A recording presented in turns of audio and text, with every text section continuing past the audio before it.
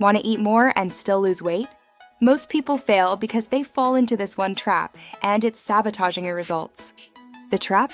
Eating too many hidden calories from processed foods, sauces, and even healthy snacks.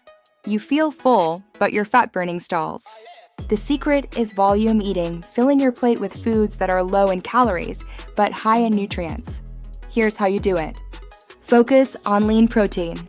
It keeps you full, builds muscle, and burns calories during digestion.